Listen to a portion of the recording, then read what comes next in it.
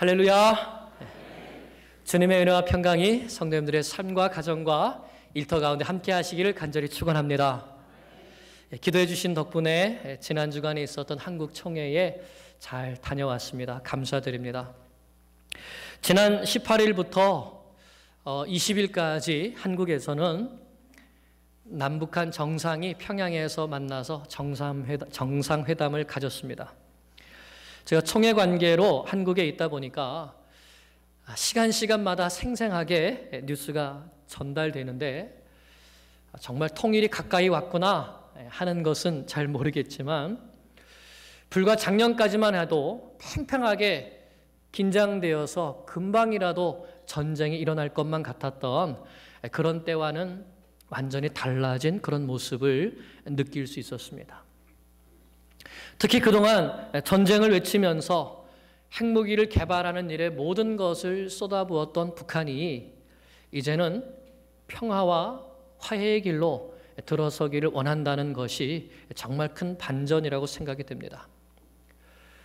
앞으로 핵과 관련된 이런 시설들을 전문가들이 보는 가운데에서 폐기하겠다는 약속이나 또는 남북한이 휴전선 초소를 철수하기로 했다거나 또 이산가족의 만남을 정례화한다거나 특히 두 정상이 백두산에 올라서 서로 평화와 화해를 이야기하는 이런 모든 일들이 우리가 조국 땅에 전쟁이 일어나지 않기를 간절히 바라고 기도했던 그런 우리의 기도의 응답이기를 기대합니다.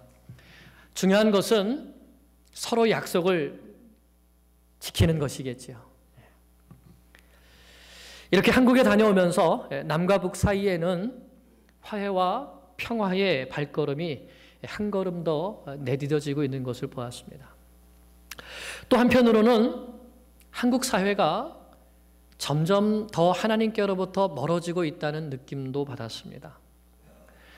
전체적으로 기독교는 점점 쇠퇴하고 있는 것 같고 무엇보다도 주일학교가 급격하게 줄어들고 있습니다.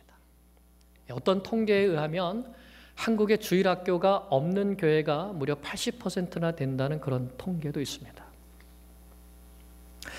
사회적으로는 동성애를 반대하는 기독교를 반대하는 반기독교적인 정서가 점점 더 팽배해져 가고 있고요.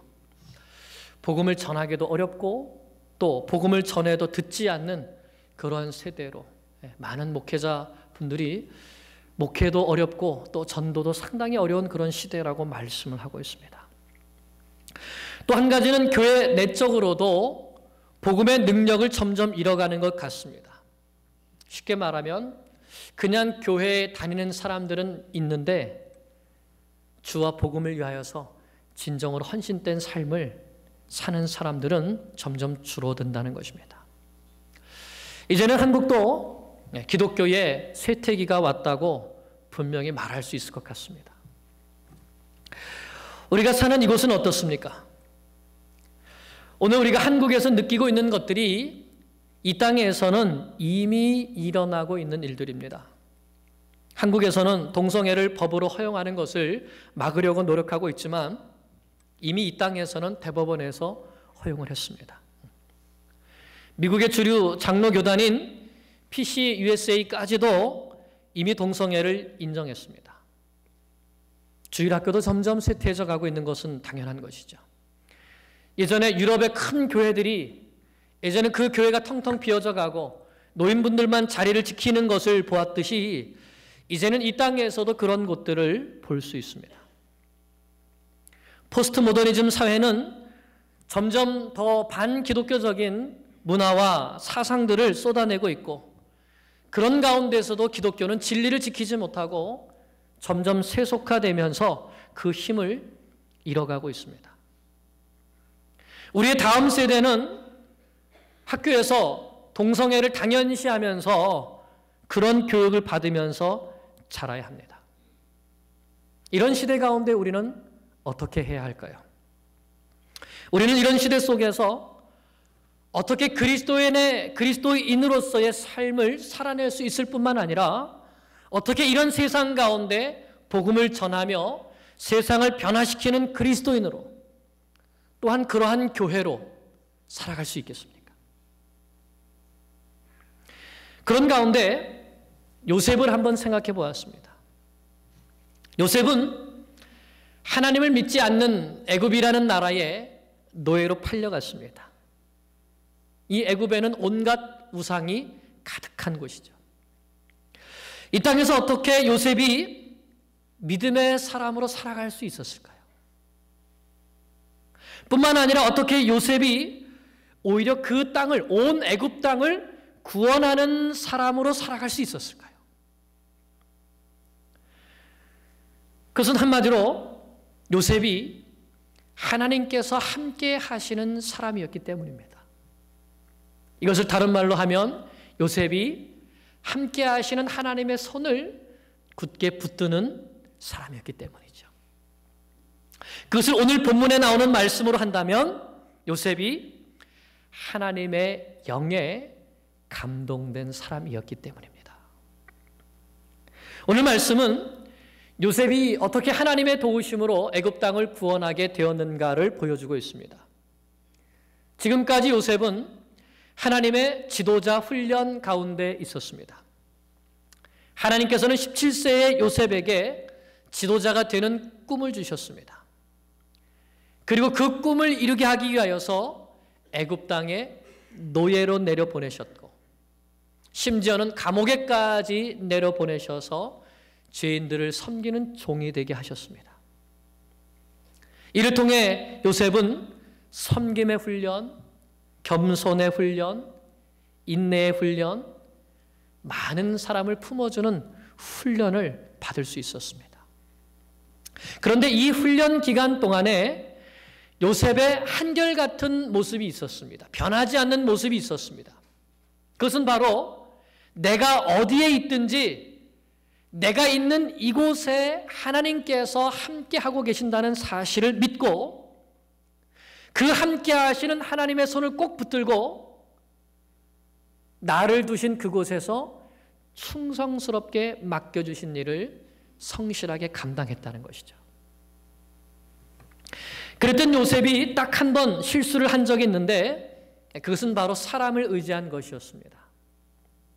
바로의 술 맡은 관원장이 복직될 것을 알고 그에게 나를 감옥에서 건져달라고 부탁한 것이죠. 그러나 우리가 사람을 의지하면 하나님은 일하시지 않습니다. 그래서 요셉은 다시 한번 하나님을 바라보고 하나님만을 의지하는 사람이 되도록 훈련을 받아야 했습니다. 오늘 41장 1절 말씀을 보면 만 2년 후에 라는 말씀으로 시작이 됩니다. 만 2년 후에. 즉 요셉이 감옥에 있는 2년 동안 하나님께서는 침묵하고 계셨던 것이죠. 이것은 우리가 사람을 의지할 때 하나님께서 가만히 계신다고 하는 것을 보여주시는 것입니다. 사랑하는 여러분, 하나님께서 살아계시고 지금 여기에서 나와 함께 하고 계신다는 것을 믿으십니까? 네, 아멘.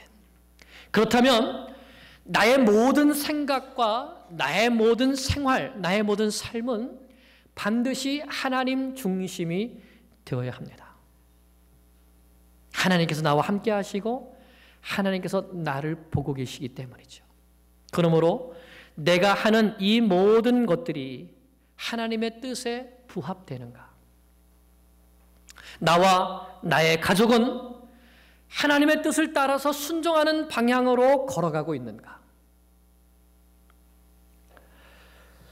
이 결정이 하나님의 마음에 합한 것이고 하나님을 높여드리는 결정인가?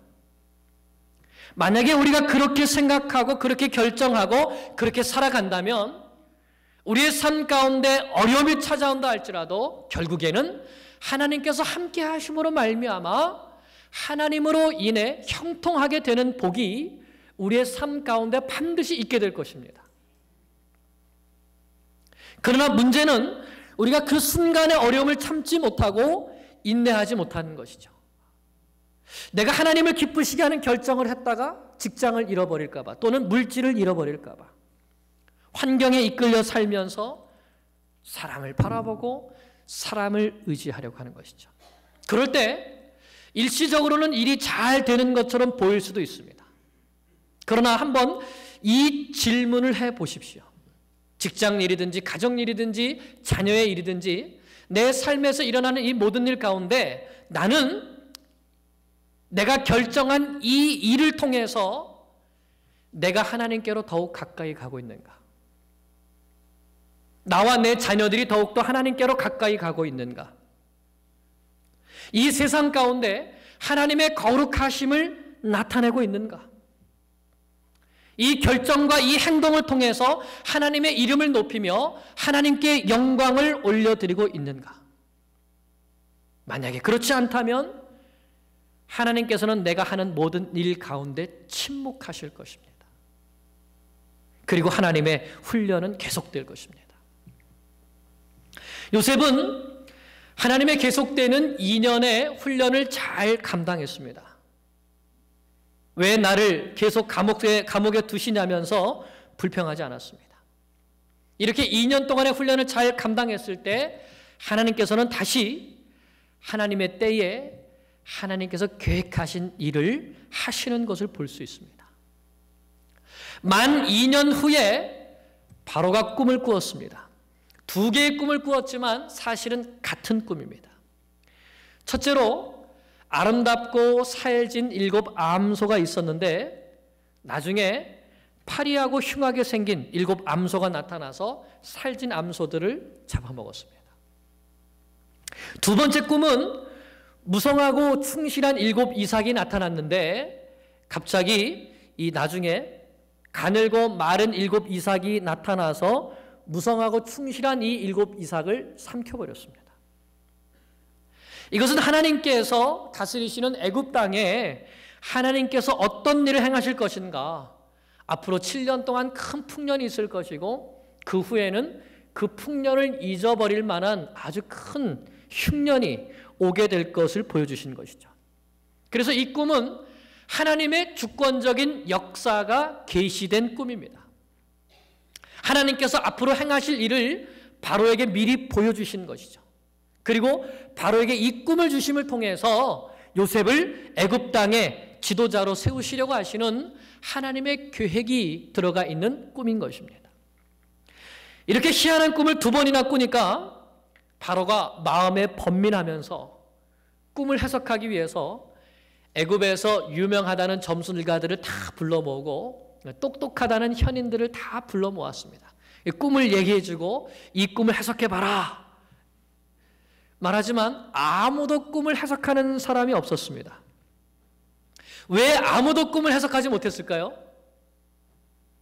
이 꿈은 하나님께로부터 온 꿈이기 때문에, 하나님께서 주권적으로 행하실 일을 계시하신 꿈이기 때문에 누구만 이 꿈의 의미를 알 수 있을까요? 하나님만이 이 꿈의 의미를 아시고 또한 하나님의 사람만이 이 꿈의 의미를 해석할 수 있는 것이죠.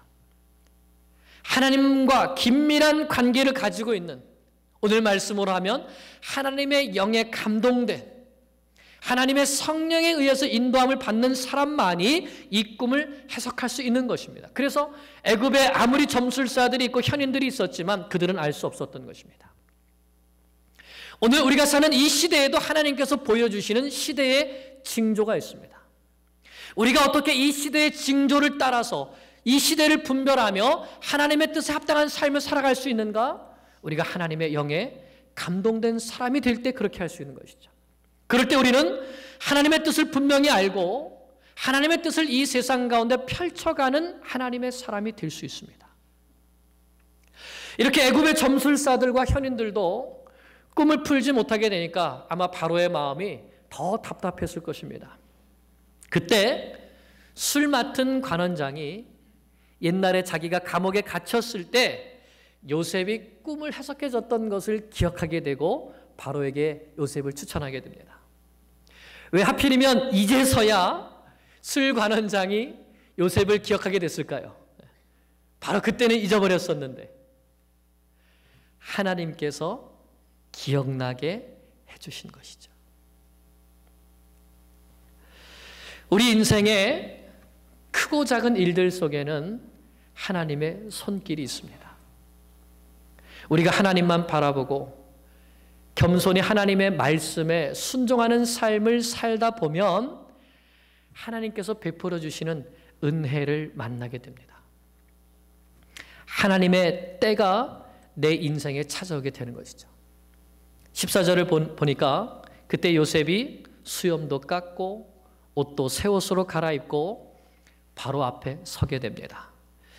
46절을 보면 이때 요셉의 나이가 30살이었다고 합니다. 17세에 애굽에 팔려와서 30살이 될 때까지 13년 동안 보디발의 집에서 감옥에서 하나님 앞에 고난 가운데에서 지도자 훈련을 받게 된 것이죠. 바로의 꿈을 들은 요셉은 곧바로 꿈을 해석해 주었습니다. 7 좋은 암소와 7 좋은 이삭은 7년의 대풍년을 말합니다. 7마리의 파리한 소와 7 마른 이삭은 7년의 대흉년을 말합니다.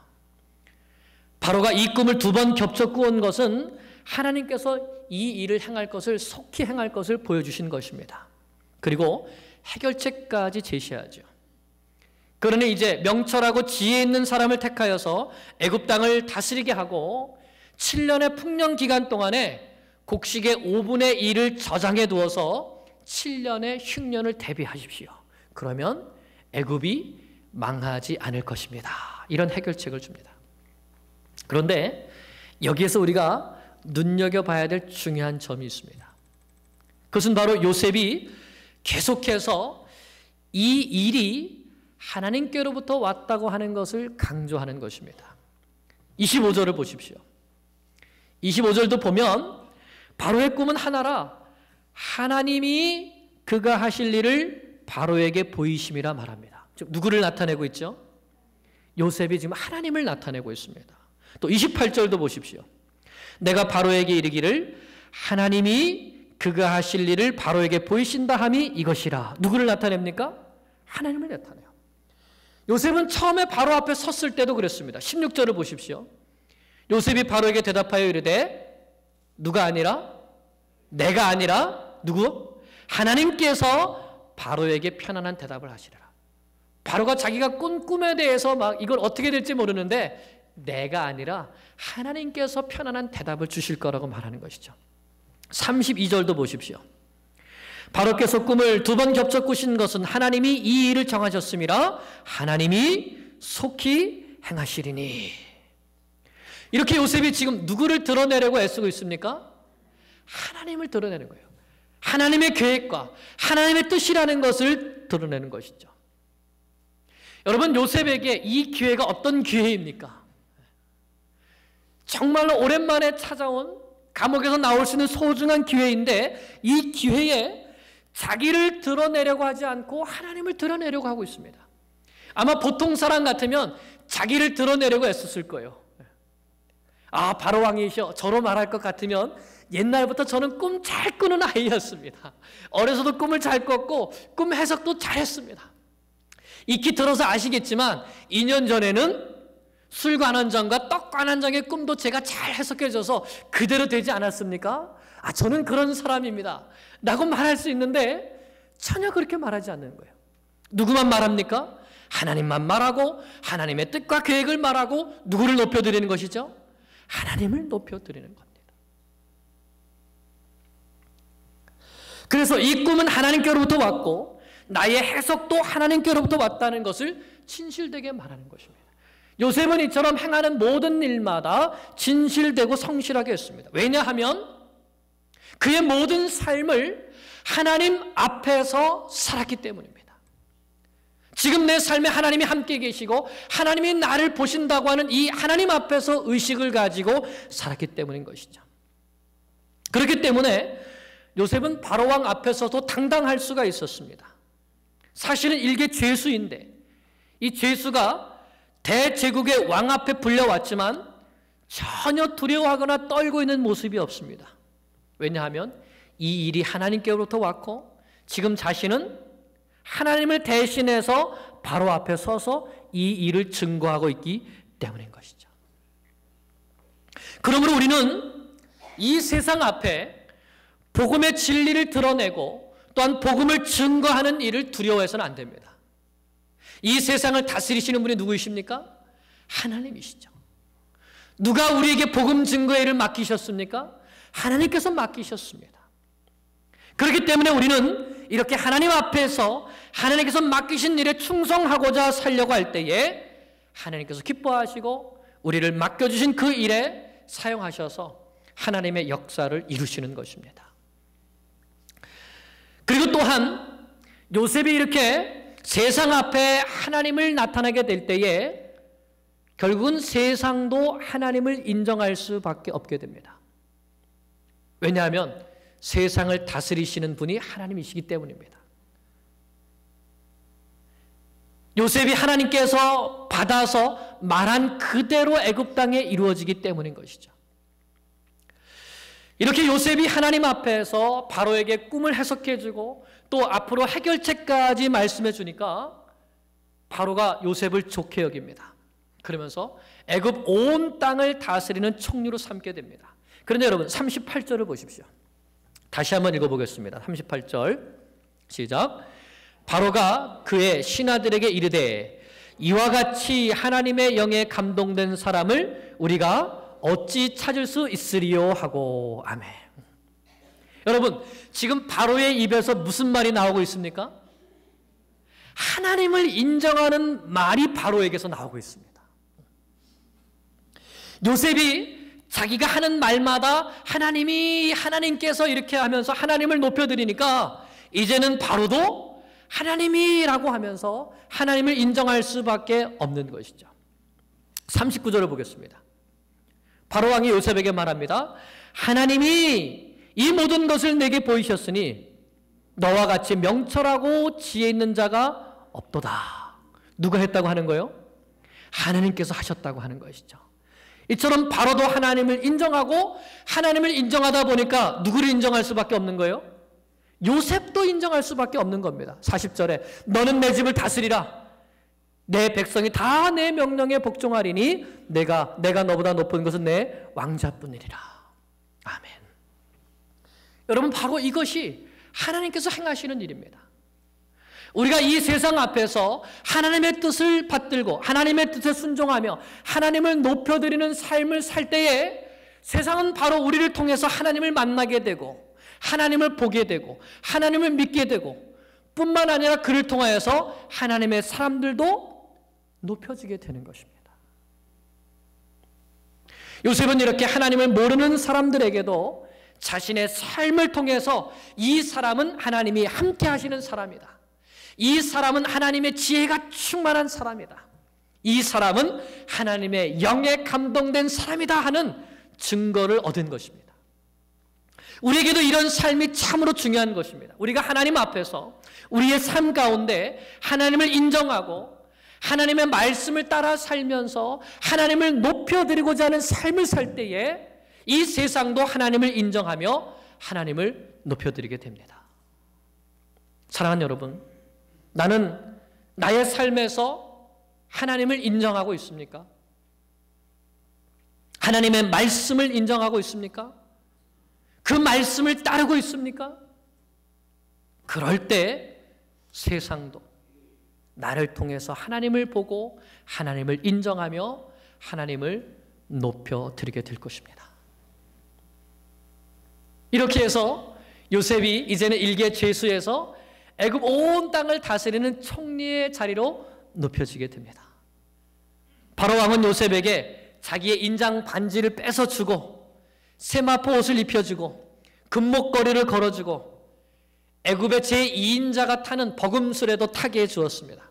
바로 다음에 최고의 권력의 자리에 요셉이 올랐다는 것을 모든 사람들이 눈으로 볼 수 있게 해준 것이죠. 그러나 요셉은 이렇게 높이 올려진 때에도 교만하거나 자만하지 않고 맡겨진 일을 성실하게 수행합니다. 45절을 보면 45절 맨 마지막에 보면 요셉이 나가 애굽 온 땅을 순찰하니라 라고 기록되어 있습니다.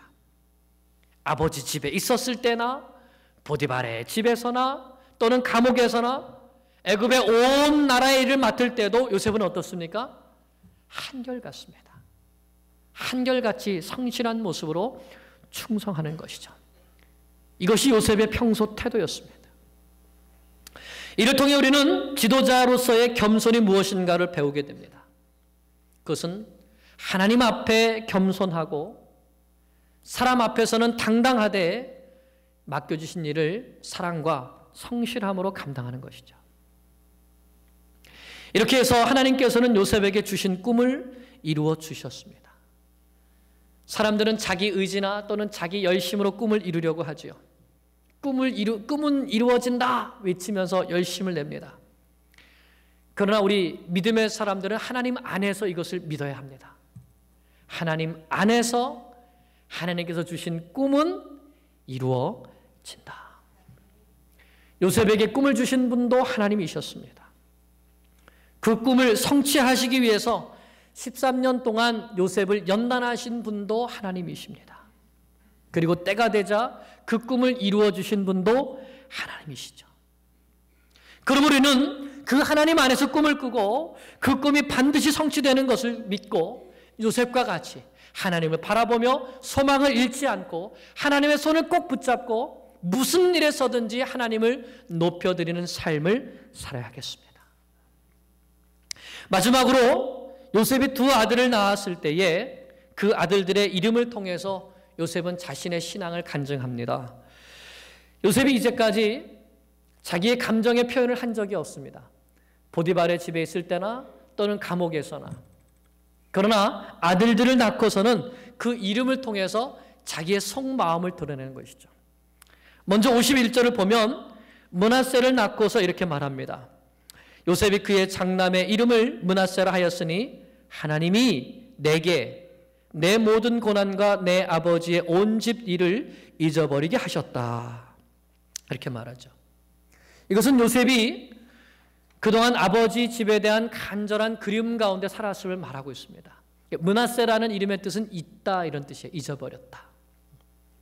형들이 자기를 판 것에 대한 것, 아버지에 대한 그리움, 그것 때문에 참 많이 울었지만 하나님을 붙잡고 기도하면서 믿음을 잃지 않고 결국 하나님께서 이 모든 것들을 잊게 해주셨다는 고백을 한 것입니다. 다음으로 52절에서는 에브라임을 낳고, 에브라임은 번성하다 이런 뜻인데 하나님이 나를 내가 수고한 땅에서 번성하게 하셨다라고 고백합니다. 이것은 자신을 축복해 주신 하나님께 대한 감사의 고백인 것이죠.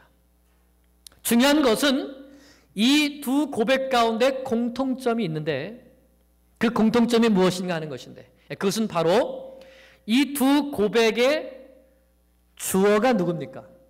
나입니까? 하나님입니까? 하나님이에요. 하나님이 내게 이렇게 해주셨다. 하나님이 나를 이렇게 높여주셨다. 요셉은 자기의 인생의 주어를 하나님으로 삼고 살아갔던 것입니다.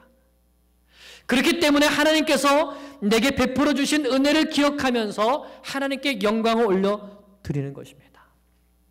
요셉은 고난의 때에도 이 고난의 모든 일들이 하나님께서 내게 하시는 일이라는 섭리를 믿는 믿음을 가지고 살았습니다. 그렇기 때문에 그 고난 가운데에서 인내할 수 있었습니다. 또한 영광의 때에도 내가 이렇게 높아진 것은 하나님께서 나를 높여주셨기 때문이라는 믿음이 있었던 것이죠. 그래서 감사할 수 있었습니다. 이것이 바로 하나님 주권 신앙입니다. 하나님의 주권은 선하다. 그러므로 하나님께서 내 인생에 행하시는 모든 일들은 반드시 선하다는 것이 바로 하나님 주권 신앙입니다.